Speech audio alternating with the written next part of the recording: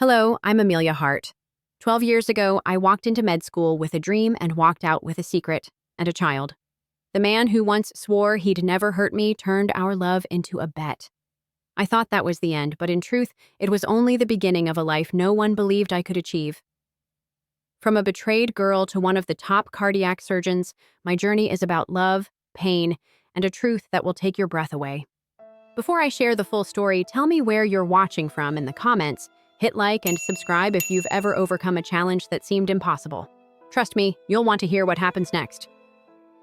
The fluorescent lights in Tulane's physiology lecture hall flickered like they always did on Tuesday mornings, casting everything in that sickly yellow glow that made my exhaustion feel heavier.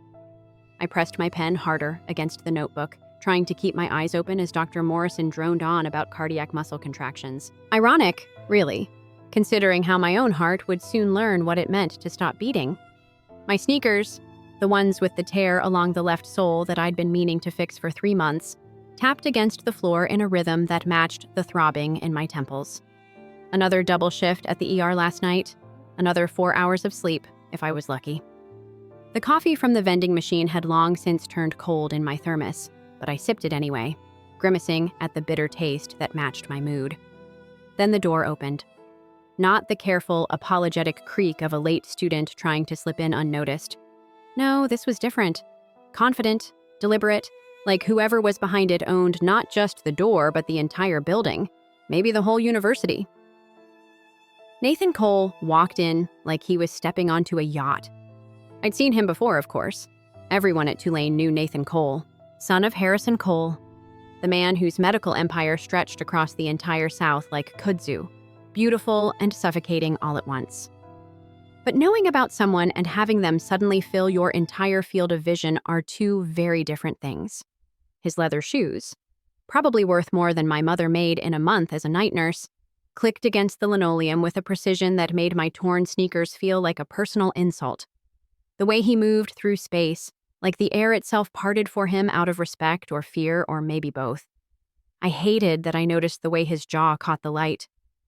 Mr. Cole, Dr. Morrison's voice had that particular tone professors reserved for students whose parents donated buildings.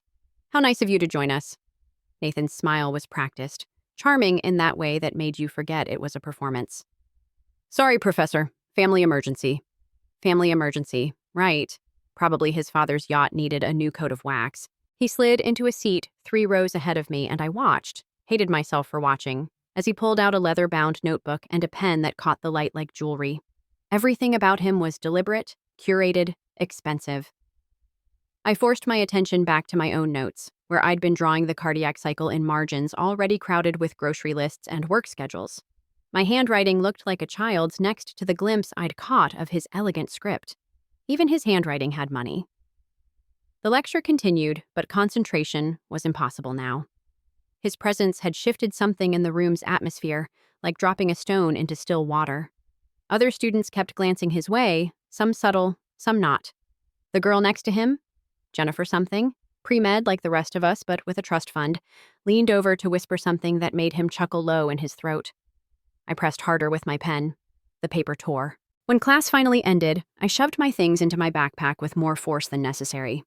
The zipper was broken, had been for weeks, so I had to hold it closed with one hand while navigating the stream of students heading for the door. I was almost free, almost out of his orbit when, "Hey," I turned, and there he was. Up close, Nathan Cole was worse. Better. Worse because he was better. His eyes were this impossible shade of green, like lake water in expensive vacation photos I'd never take. "You dropped this." He held out my student ID. The photo was from freshman year, exhausted, desperate, trying too hard to smile. Next to his manicured hands, it looked especially pathetic. "Thanks." I grabbed it, our fingers brushing for half a second. His were warm, smooth. Mine were cold from the air conditioning and rough from too much hospital-grade hand sanitizer. "Amelia Hart." He read my name like he was tasting it. "You're in my biochem class too, right?" I nodded, not trusting my voice. "I'm Nathan." As if I didn't know. As if everyone didn't know. "Hey, this might sound weird, but do you know where the Riley Center is? I'm supposed to meet my trainer there, but this campus is like a maze." The Riley Center. Our state-of-the-art fitness facility that his family had partially funded. the one with his last name on a bronze plaque by the entrance. I could have said no. Should have said no. Instead, I heard myself giving directions, watching his face arrange itself into grateful attention like he actually cared about my words. "You're a lifesaver," he said when I finished. That smile again, but this time aimed at me like a weapon I didn't know I needed armor against. "I owe you one." Then he was gone, leaving me standing there with my broken backpack and torn shoes, and a feeling in my chest like something had just started ticking. A bomb, a timer, a heart that didn't know it was already marked for breaking. The Jazz Cafe on Magazine Street became our place, though I didn't realize it was happening until it had already happened. Like everything with Nathan. Sudden, inevitable, overwhelming. It started 3 days after that first conversation. He appeared at my usual study table in the library, sliding into the chair across from me like we'd planned it. "Biochem is kicking my ass," he said. And I almost laughed because Nathan Cole admitting weakness felt like watching a magic trick. "You seem to get it. Help a guy out?" I should have said I was busy. I was busy, between classes and my ER shifts and trying to keep my grades high enough to maintain my partial scholarship. I barely had time to breathe. But he was already pulling out his textbook, and his cologne smelled like everything I couldn't afford, and I was tired, so tired of saying no to things. "Fine," I said, "but you're buying coffee?" That's how it started. Coffee became lunch. Lunch became dinner at places I'd only walked past, pressing my face against windows like a Dickens character. He never made me feel poor, which somehow made it worse. When I mentioned I'd never tried sushi, he didn't laugh or act shocked. He just said, "Well, we should fix that." Like my lack of raw fish experience was a simple problem with a simple solution. The Jazz Cafe, though, that was different. He found it by accident, he said, though I learned later that nothing Nathan did was by accident. It was tucked between a laundrette and a vintage shop, the kind of place tourists missed and locals protected. The coffee was strong, the music was live, and the lights were strung up like captured stars. "This place is perfect," he said on our third visit, and I wanted to tell him that perfect was a dangerous word, but his hand was on the small of my back, guiding me to what had become our table, and words seemed less important than the warmth spreading from that single point of contact. We talked about everything. His childhood in Houston before his father moved the empire to New Orleans. My memories of my father, the few I had, before he decided a family was too heavy to carry. Nathan listened like my stories were fascinating instead of what they were. Small, common, the kind of tragedy that didn't even make good gossip. "You're different," he told me one evening. The saxophone player was between sets, and the cafe hummed with quiet conversation. "Everyone I know, they want something from me. But you look at me like you're trying to decide if I'm worth your time." "Are you?" I asked, surprising myself with the boldness. He leaned across the small table, and I could see the gold flecks in his green eyes. "I want to be." The first kiss happened outside that cafe, 2 weeks into whatever we were doing. It had rained, because New Orleans couldn't let a romantic moment pass without adding drama, and the streetlights reflected in puddles like scattered coins. He tasted like coffee and possibility. And I forgot about my torn shoes and his leather ones, forgot about the distance between our worlds, forgot everything except the way he held my face like I was something precious. "Come to the gala," he said a week later. We were studying in his apartment, if you could call a penthouse overlooking the French Quarter an apartment. The October sun was setting, painting everything gold, and I was drunk on the view and his presence and the way he kept finding excuses to touch me. "What gala?" "Family thing. Charity fundraiser for the pediatric ward. Black tie, terrible small talk, but the food's good, and I need someone there who doesn't make me want to jump off the balcony." I laughed, but it died when I realized he was serious. "Nathan, I don't have anything to wear to something like that." "So we'll go shopping." "No." The word came out harder than I meant. I don't need you to buy me things." He looked at me for a long moment, and I saw something shift in his expression. "It's not about need, Amelia. It's about want. I want you there. I want to show you off. I want to watch you realize you belong in any room you choose to enter." God, he was good with words. Later, I'd wonder if he practiced them, but in that moment, they worked exactly as intended. I let him buy me a dress. Deep blue, simple, the kind of elegant that whispered instead of shouted. When he saw me in it, His face did something I'd never seen before, something raw and real. "You're going to ruin me," he said, and it sounded like a promise. The gala was everything he'd warned: crystal chandeliers and conversations that cost more than my tuition. But he stayed by my side, his hand on my back, introducing me as Amelia, the brilliant med student who's going to save us all someday. His parents were polite in that rich person way that made you feel like furniture, but Nathan didn't seem to notice or care. We danced on a balcony overlooking the city, and he held me like I might evaporate. "I love you," he whispered into my hair, and the words fell into me like stones into deep water. "Nathan, you don't have to say it back. I just needed you to know. I needed to say it out loud, here, where my whole world can see. I love you, Amelia Hart." I kissed him instead of answering, because I did love him. Had fallen fast and hard despite every warning bell in my head. The city spread out below us like a promise, and his arms around me felt like safety. And I thought, this is it. This is my turning point. This is where my life really begins. On the bridge over Lake Pontchartrain 2 nights later, he made another promise.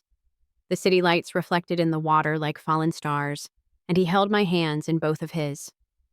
"I will never hurt you," he said, each word deliberate, weighted. "I know my world is different, complicated, but you're my clarity. I promise, Amelia, I will never hurt you." I believed him. That was my first mistake. Or maybe it was my salvation, because if I'd known what was coming, I might have run. And running would have meant never having Leo, never becoming who I was meant to be, never learning that sometimes the best revenge isn't revenge at all. But that night, on that bridge, with Nathan's promises still warm between us, I believed in forever. I believed in him. The Cole Mansion and the Garden District looked like something out of a movie I'd never be cast in. 3 stories of white columns and black shutters surrounded by oak trees that had been there longer than the country itself. I stood at the entrance in my one good dress, not the blue one from the gala that was being cleaned, feeling like an imposter among the BMWs and Mercedes that lined the circular drive. "You came!" Nathan appeared at the door before I could ring the bell, pulling me inside with that enthusiasm that made everything feel like an adventure. "Come on, everyone's out back." Everyone turned out to be about 30 people who looked like they'd stepped out of a Southern Living magazine. Seersucker and sundresses, pearls and pocket squares. I recognized some from campus. The ones who lived in houses with Greek letters and threw parties I wasn't invited to. "Drink?" Nathan pressed a glass of champagne into my hand before I could answer. He was different here, among his people. Louder. Or shinier, like someone had turned up his volume and saturation. "I should probably eat something first," I said, but he was already being pulled away by someone named Chad or Brad or some other name that sounded like money. I found a quiet corner near the pool house, nursing my champagne and watching Nathan work the crowd. He was good at it. The casual touches, the perfect timing of his laughs, the way he made everyone feel like they were the most important person in his orbit for exactly as long as necessary. "So you're the charity case." I turned to find a blonde girl. Stephanie something. I recognized her from the society pages Nathan sometimes left lying around. She was holding a martini and wearing a smile that could cut glass. "Excuse me?" "Oh, don't look at me like that. We all think it's sweet, really. Nathan's always had a thing for projects." She gestured vaguely at my dress, my shoes, me in general. "Last year, it was Habitat for Humanity. This year, it's you." I wanted to throw my champagne in her face. Instead, I smiled with all my teeth. How nice that he's moved on to more challenging ventures. She blinked, not sure if I'd insulted her or not, then drifted away to easier prey. But her words stuck, burrowing under my skin like splinters. The party wore on. Nathan would find me occasionally, drop a kiss on my cheek, promise he'd be right back. But there was always someone else who needed his attention, another conversation that couldn't wait. I ended up in the kitchen, helping the catering staff just to have something to do with my hands. "You don't have to do that," Nathan said, finding me elbow deep in dirty champagne flutes. "I like being useful." It came out sharper than intended. He studied my face, then took my soapy hands in his. "Hey, what's wrong?" "Nothing, I looked around at the marble countertops, the chandelier that probably cost more than my mother's house. "I don't fit here, Nathan." "You fit with me," he said, like that solved everything. That's all that matters. I wanted to believe him, God, I wanted to believe him so badly that I pushed down the voice whispering that love wasn't enough, that fitting with one person didn't mean fitting into their world. I need some air, I said. I'll come with. No. I softened it with a kiss. Finish being a host. I'll be fine. I wandered through the house, past oil paintings of stern-faced ancestors and furniture that looked too expensive to sit on. The voices from the party faded as I climbed the stairs, drawn by the promise of quiet. That's when I heard Nathan's voice, coming from a room at the end of the hall.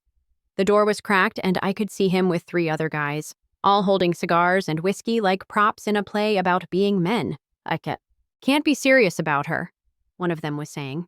I mean, she's cute, but come on. She's different, Nathan said, and my heart lifted. Different poor, you mean? This from a guy I recognized from biochem. What's the deal anyway?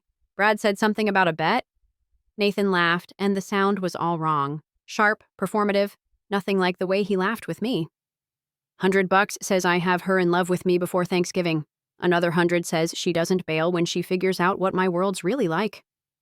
That's cold, even for you. It's not cold, it's realistic. Girls like her, they think they want this. He gestured around the room, at the luxury that surrounded him like air. But when push comes to shove, they always run back to where they came from. I'm just proving a point. And getting laid in the process. They all laughed, the sound following me as I backed away from the door, my hands shaking so hard I dropped my champagne glass. It shattered on the hardwood, the sound lost in the roaring in my ears. I ran, down the stairs, through the kitchen, past the pool where everyone was still laughing and drinking and playing at being adults. The October air hit me like a slap, and then the sky opened up because of course it did. Because this was New Orleans and even the weather had a sense of dramatic timing. By the time I reached the street, I was soaked through, my good dress clinging to me like shame. My phone buzzed incessantly. Nathan, probably, finally noticing I was gone. I let it ring, let the rain wash over me, let the truth sink in like water through cheap fabric. I wasn't his girlfriend. I was a bet, a joke, a project, and I was pregnant. The realization hit me as I stood there in the rain, piecing together the nausea I'd been dismissing as stress, the exhaustion I'd blamed on work, the period that was 2 weeks late. My hand went to my stomach automatically, protectively. Nathan's voice echoed in my head. I will never hurt you. But he had. And the hurt was just beginning. The bathroom in my mother's house had a dripping faucet that counted out seconds like a metronome. Drip, drip, drip. I sat on the closed toilet lid, staring at the pregnancy test in my hands, waiting for it to tell me something I already knew. 2 weeks had passed since the party. 2 weeks of ignored calls, deleted texts, and Nathan showing up at places he knew I'd be. The library, the hospital where I worked, even my mother's house once, though she'd told him I wasn't home while I hid in my childhood bedroom like a coward. His last voicemail still sat unplayed on my phone. Amelia, please. Whatever you heard, whatever you think you heard, just let me explain. Please. But there was nothing to explain. I'd heard enough. The test turned positive in less than a minute.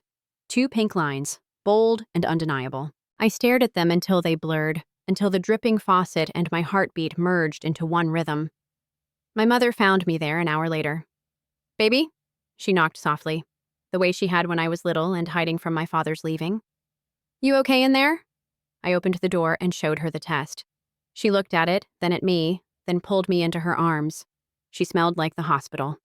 Antiseptic and exhaustion and unconditional love. Okay, she said into my hair. Okay, we'll figure this out. But there was no we in this. This was mine to figure out, mine to carry, mine to decide. I agreed to meet Nathan 3 days later. Neutral ground, a coffee shop in the business district where we'd never been together, where there were no memories to cloud my judgment. He was already there when I arrived, standing when he saw me like this was a business meeting. He looked terrible. Good. His usually perfect hair was disheveled, his clothes wrinkled like he'd slept in them. The green eyes that had undone me were bloodshot. Desperate. Amelia, thank God, I've been going crazy. I'm pregnant. The words fell between us like a wall. He froze, coffee cup halfway to his lips. What? Pregnant, with child. Expecting. My voice was steady, clinical. I'd practiced in the mirror. Thought you should know. He set the cup down carefully, like it might explode. Are you sure? I pulled out the test, wrapped in tissue, and placed it on the table between us. He stared at it like it was a live grenade. Okay, he said finally. Okay, we can handle this. We? Of course we. Amelia, don't. The word cracked like a whip. Don't you dare say that word to me. What you heard at the party was the truth, finally. I laughed, but it sounded wrong. Broken. I should thank you, really, for showing me exactly who you are before I wasted any more time believing your lies. His face changed then, desperation replaced by something harder. It wasn't like that. The bed, it was just stupid guy talk. It didn't mean anything. I meant nothing, you mean? That's not what I said. It's what you meant. I leaned back, studying him like a specimen. Tell me, Nathan, when exactly were you planning to collect your winnings? After Thanksgiving dinner with my mother? After I'd introduced you to what's left of my family? After I'd completely humiliated myself believing you actually cared? I do care. God, Amelia, I care so much it's killing me. Funny way of showing it. He reached for my hand. I pulled it back. Look, he said, and I watched him shift tactics like changing gears. This is obviously not ideal, but there are options, solutions. I know a clinic, very discreet, very safe. I'll pay for everything, be there with you. No one has to know. Solutions. I tasted the word like poison. Is that what we're calling it? I'm trying to be practical here. We're both in school, we have plans, careers ahead of us. This doesn't have to derail everything. Derail. Another word to taste. Like a train accident, a mistake. That's not, Amelia, please. I'm trying to do the right thing here. The right thing? I stood up, suddenly needing to be taller than him, to look down at his perfect face. The right thing would have been not making me a bet. The right thing would have been being honest from the beginning. The right thing would have been being a decent human being. Sit down, people are staring. Let them stare. But I sat anyway, suddenly exhausted. I'm keeping it. His face went white. Amelia, be reasonable. I am being reasonable. This is my choice. My body. My baby. My baby too, he said quietly. And for a moment I saw real fear in his eyes. No. The word came out firm, final. You don't get to claim what you wanted to erase. You don't get to play a father after offering to make it disappear. I'll fight you on this. My family has lawyers. Your family! I laughed again, that broken sound.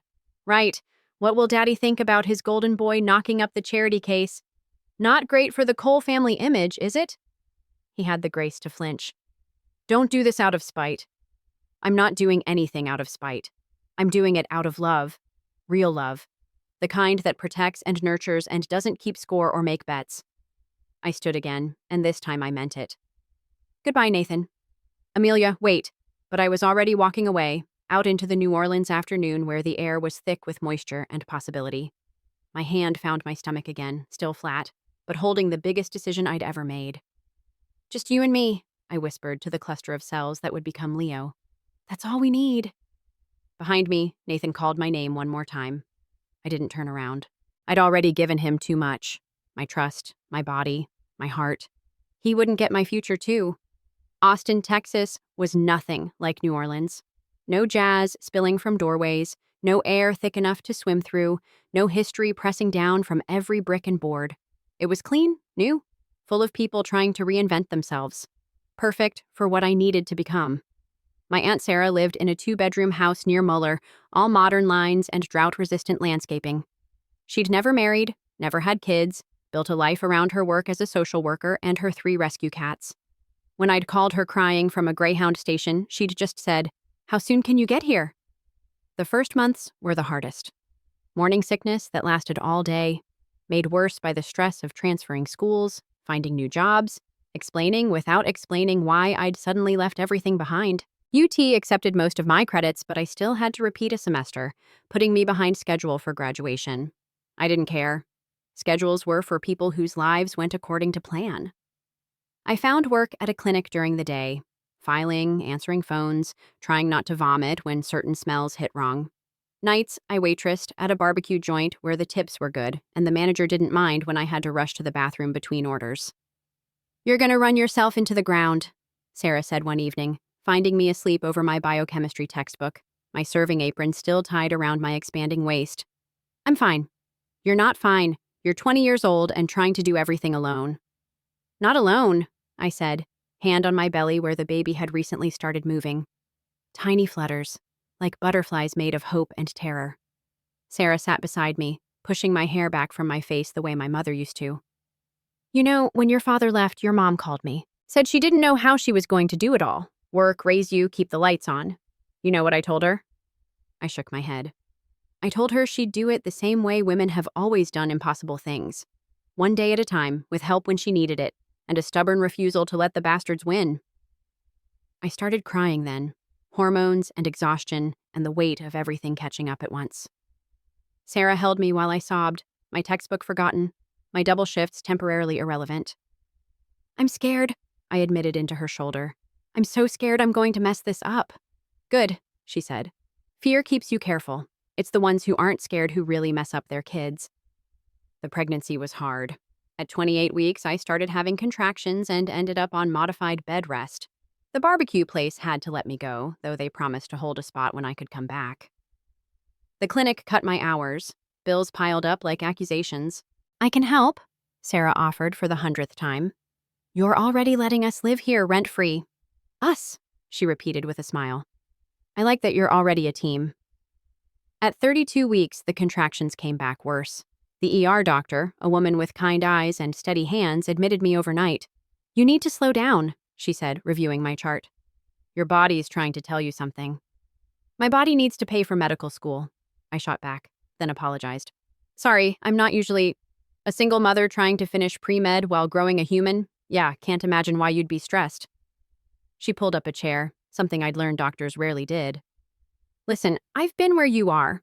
Not exactly, but close enough. My ex left when I was in my residency, and our daughter was 2. Thought my world was ending. What did you do? Survived. Thrived, eventually. But first, I had to learn to accept help. She pulled out a card. Dr. Marcus Chen, cardiac surgery. He runs a program for students interested in surgery. Paid internship, flexible hours, and he has a soft spot for single mothers since his own raised him alone. Call him. I stared at the card. Why are you doing this? Because someone did it for me. And because you remind me that the best doctors aren't always the ones with the easiest paths. Dr. Chen turned out to be everything she'd promised and more. A brilliant surgeon with a laugh that filled rooms and a talent for teaching that made complex procedures feel like puzzles waiting to be solved. He hired me to help with research, letting me work around my class schedule and, later, the baby's needs. You have good hands, he told me one afternoon, watching me practice sutures on practice skin. Steady? Sure. Have you thought about surgery? I've thought about making it to tomorrow, I answered honestly. Tomorrow's important, he agreed. But don't forget to think about next year, too. Next decade. You're building something here. At 39 weeks, Leo decided he was done waiting. Labor started during my organic chemistry final. Subtle at first, then impossible to ignore. I finished the test between contractions, then drove myself to the hospital because ambulances were expensive and the contractions were still 8 minutes apart. Sarah met me there, holding my hand through 18 hours of labor that felt like crossing a desert on fire. When they finally placed Leo on my chest, all 7 pounds, 3 ounces of him, perfect and screaming and mine, I understood what it meant to have your heart exist outside your body. Hello, baby, I whispered, touching his impossibly small fingers. I'm your mama, and I promise, we're going to be okay. He looked at me with eyes that would eventually turn brown like mine, not green like his father's, and I felt something shift in my chest. Not healing, not yet, but the possibility of it. You did it, Sarah said, crying openly. You did it, honey.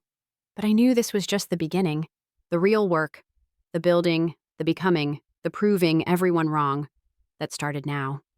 With Leo's warmth against my chest and his heartbeat mixing with mine, I was ready for all of it. 12 years later, I stood in the operating room at Houston Methodist, the heart in my hands belonging to a 10-year-old girl who'd been waiting 18 months for this moment. The familiar rhythm of surgery, the beeping monitors, the quiet communication with my team, the dance of precision and instinct felt like coming home. Beautiful work, Dr. Hart, Dr. Chen said from the observation deck. Even now, as chief of cardiac surgery, he still watched my transplant cases when he could. Time? 2 hours, 43 minutes, my resident announced. Under 3 hours. Excellent. I could hear the pride in his voice, the same tone he'd used when I'd finally mastered my first valve repair, when I'd gotten my match for residency, when I'd walked across the stage at graduation with Leo on my hip because childcare had fallen through. The thing about building a life from ashes is that you never quite forget the taste of smoke. Even now, successful beyond my wildest dreams, I still felt echoes of that scared 20-year-old who'd shown up in Austin with nothing but determination and a baby growing inside her. "Mom, you're going to be late," Leo called from the kitchen when I finally made it home that evening. He was making dinner, spaghetti with garlic bread, his specialty, moving around our kitchen with the same focused efficiency I brought to the OR. "Sorry, baby, surgery ran long. Save a life?" He didn't look up from the pot he was stirring, but I could hear the smile in his voice. "Yeah, we did." "Then you're forgiven." He finally turned, grinning, and my heart did what it always did.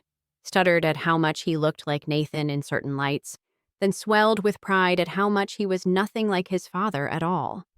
Leo had my stubbornness, my work ethic, my terrible handwriting.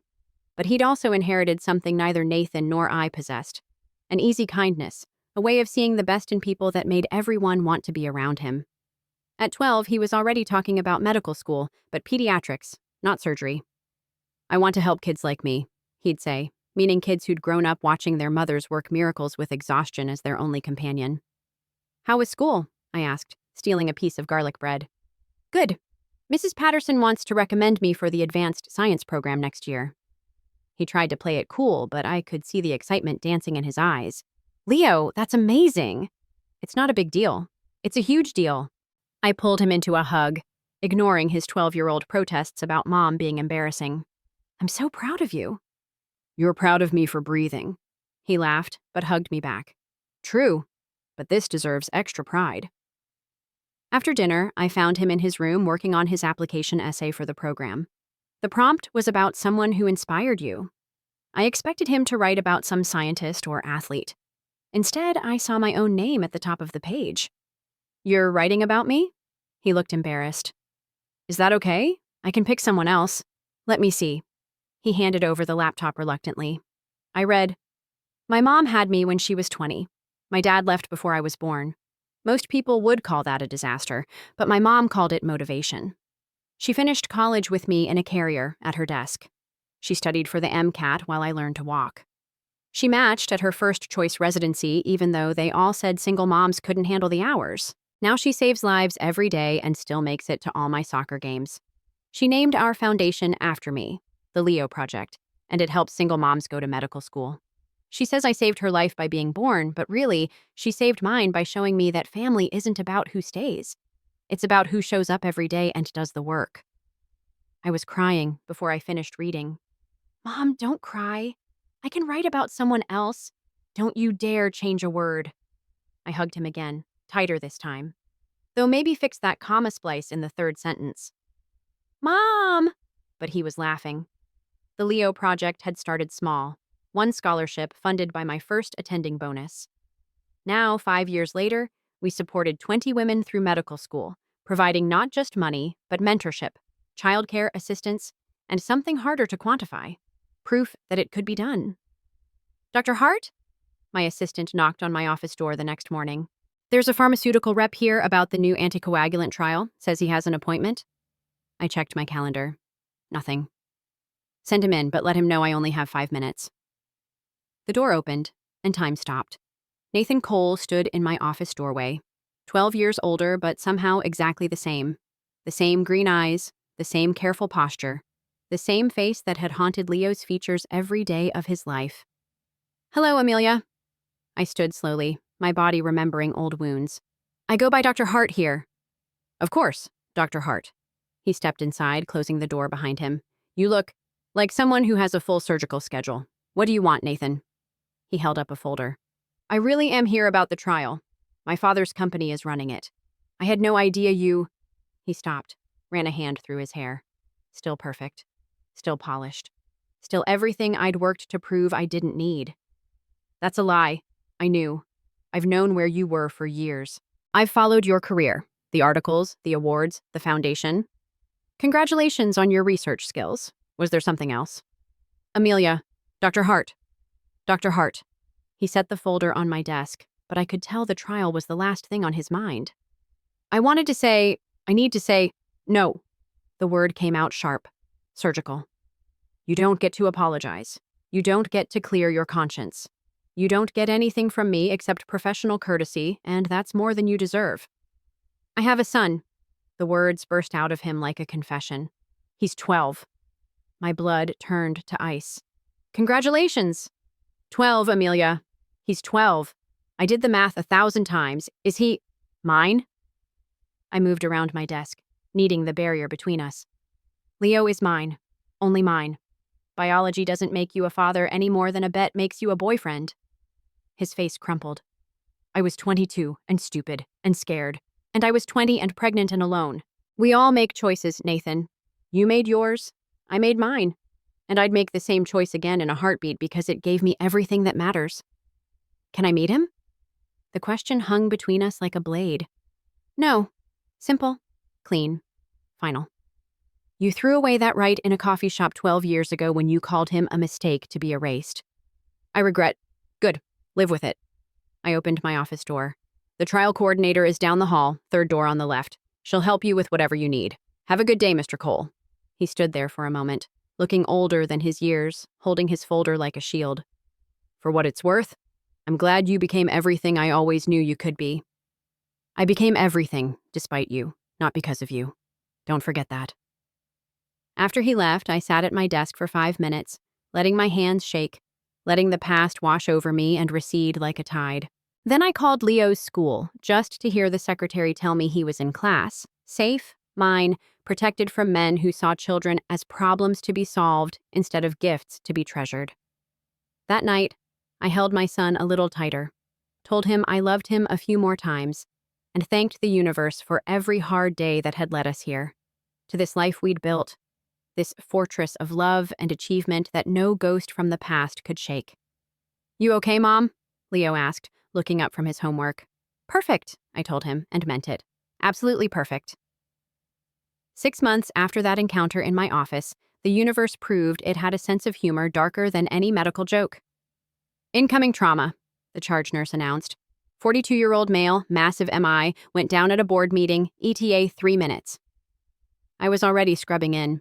Tuesday nights were usually quiet, but heart attacks didn't check the schedule. My team moved with the efficiency of long practice. Anesthesia prepping, nurses counting instruments, residents reviewing the latest scans. He's lucky you were on tonight, Dr. Kim, my fellow, said. Guy's arteries look like a roadmap of bad decisions. The patient rolled in, and everything inside me went still. Nathan. He was conscious, but barely. His perfect face gray with pain and fear. The monitors screamed their warnings, irregular rhythms, dropping pressure, a heart dying in real time. His eyes found mine above my mask, widened with recognition and something else. Hope? Fear? The terrible irony of this moment? Nathan, I said, because pretending not to know him would be petty, and I was a doctor first, always. You're at Houston Methodist. You've had a major heart attack. We're going to take you to surgery now. Amelia. Her name came out broken, desperate. Save your strength. I nodded to anesthesia. We need to move. As they prepared to put him under, he grabbed my hand with surprising strength. Please. I could have asked what he was begging for. His life? Forgiveness? A miracle? But I knew. Somehow I knew. I'm very good at my job, Nathan, I said quietly. Rest now. The OR was my church and surgery my religion. Here, the past didn't matter. Only the present. This heart, this moment, this chance to fix what was broken. Jesus! Dr. Kim whistled low as we opened him up. 3 vessels completely blocked. How was he even walking around? Stubbornness, I muttered, working to clear the worst blockage. Family trait. 4 hours. That's how long it took to rebuild Nathan Cole's heart. 4 hours of bypasses and repairs, of careful sutures and held breath, of saving the life of the man who'd nearly destroyed mine. Beautiful work, the anesthesiologist said as we closed. Textbook. But there was nothing textbook about standing in the recovery room afterward, watching Nathan's chest rise and fall with borrowed time I'd given him. I'd saved hundreds of hearts, but this one felt different. Heavier. He woke as I was checking his vitals, groggy but alert. "You saved me," he whispered. "I saved a heart," I corrected. "That's my job. Amelia, Dr. Hart." But there was less bite to it now. Hard to maintain anger when you'd just held someone's life in your hands. "You need to rest. The next 24 hours are critical." Does he know? About me? I stopped at the door, not turning around. "No, and that's not changing. I have no right to ask, but you're right. You don't." "I'm dying." That made me turn. "No, you're not. I'm very good at my job, remember? My father had the same surgery 5 years ago. Died 8 months later." He looked smaller in the hospital bed, stripped of his armor of wealth and privilege. "I've been getting my affairs in order. The lawyers, the will, everything. I needed to know if he exists, if he's okay, if he's happy." "He's perfect." The words came without thought. "Brilliant and kind and everything good in the world, and he's happy. So happy it takes my breath away sometimes." "You did that. You made that." Tears ran down his face, and I watched them with clinical detachment. "Does he look like me? He looks like me." A lie, but a kind one. Or maybe not a lie at all. Leo had Nathan's features, but my expressions, my mannerisms, my way of moving through the world like it owed me nothing and everything all at once. "Good," Nathan whispered. "That's good." I left before he could say more, before the moment could crack my carefully constructed walls. But at 3 a.m., I found myself back in his room. He was awake, staring at the ceiling. "Can't sleep?" "Thinking about missed chances." He didn't look at me. "I dream about it sometimes. The life we could have had, would have had, if I hadn't been such a coward." "That life never existed, Nathan. It was built on a lie from the beginning." "Not all of it. Not how I felt when—" He stopped. "You're right, it doesn't matter now." "Your son," I said carefully. "The one you mentioned. He has a good life?" Nathan's face changed, something soft and sad creeping in. "There is no son, no wife, no family. Just board meetings and empty houses and a heart that finally gave up." He laughed, bitter. "Poetic justice, right? I threw away the only real thing I ever had for a life that looks perfect and feels like nothing." I didn't know what to say to that. Part of me wanted to rage at him. "You chose this. You built this. You broke us for this." Another part, the part that had spent 12 years becoming someone who fixed broken things, just felt tired. "Get some sleep," I said finally. "Your body needs to heal." "Do you think—" He turned to look at me then, and for a moment I saw the boy he'd been, before the bets and the lies and the choices that led us here. "Do you think he would have liked me if things had been different?" I thought about Leo, about his easy laugh and his gentle heart, about how he gave sandwiches to the homeless man outside our building and cried when his goldfish died and still believed the world was mostly good.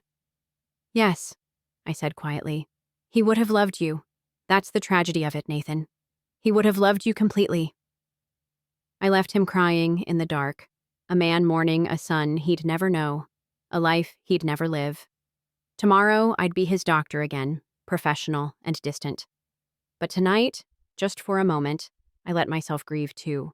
For the family we might have been, for the father Leo might have had, for all the possibilities that died in a coffee shop 12 years ago when Nathan chose easy over everything. Nathan recovered well because I'd done my job perfectly, even when every stitch felt like closing a chapter I'd never wanted to reread. On his discharge day, I wasn't supposed to be there. But Leo had a half day at school, and he'd begged to see where I worked. "Just for a few minutes," I'd told him. "I need to grab some files." The universe, with its twisted sense of timing, placed us in the hallway just as Nathan was leaving. He walked slowly, carefully, like a man aware of his mortality.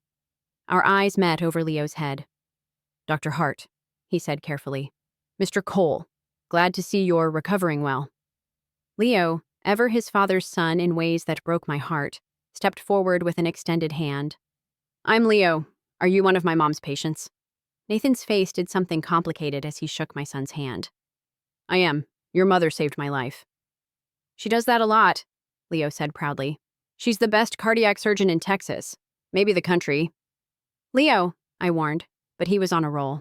She started a foundation too, for single moms in medical school, named it after me. He grinned. The Leo Project. Pretty cool, right? Very cool, Nathan managed.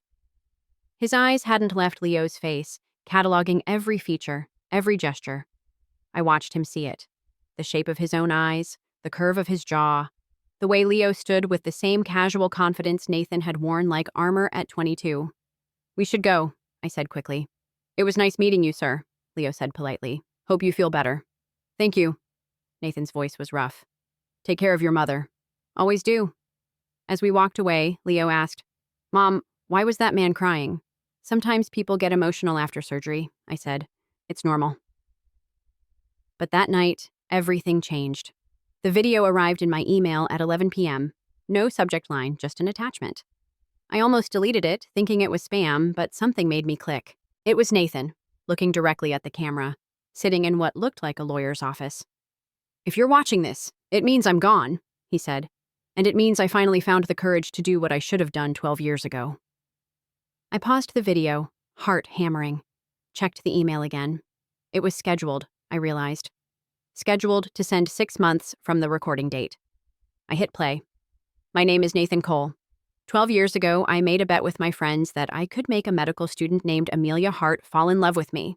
I won the bet and lost everything that mattered. He went on, detailing everything. The bet, the amount, the names of everyone involved, the way he'd targeted me, pursued me, made me believe I was special when I was just a game. But the worst part, he continued, was what came after. When she told me she was pregnant, I tried to buy my way out. I called our child a mistake. I threatened her with lawyers. I chose my family's reputation over my family. The camera angle shifted, revealing he wasn't alone. A man in a suit sat beside him, a lawyer taking notes. This is my confession, but it's also evidence. Nathan looked tired, older than his years. My father's company, Cole Medical Industries, has been defrauding Medicare through false billing in our charity programs for 15 years. I have documents. I have recordings. I have everything. My hands shook. The timestamp on the video was 3 days after his surgery. I'm not brave enough to face the consequences while I'm alive, he admitted. But maybe I can do one right thing. Maybe I can give my son... His voice broke. Maybe I can give Leo and his mother the justice they deserve, even if I'll never deserve their forgiveness. The video ended with information about trust funds, sealed documents, evidence that would be released to authorities upon his death. The Cole empire would collapse, but from its ruins would emerge a legacy, funding for the Leo project that could endure for generations. I sat in the dark, laptop shut, struggling to comprehend what I'd just witnessed. My phone buzzed. Another email, this time from a law firm. Nathan Cole had died earlier that evening. Cardiac arrest, even after the flawless surgery. After all that. After every stitch I placed with precision. The subject line read, regarding the estate of Nathan Cole and the Leo Project Endowment. My fingers trembled as I opened it. The figure at the end made my breath catch. Not thousands, not even hundreds of thousands. Millions. Enough to send 100 kids to medical school. Enough to rewrite lives the way mine had once been rewritten. Mom? Leo's small voice pulled me back.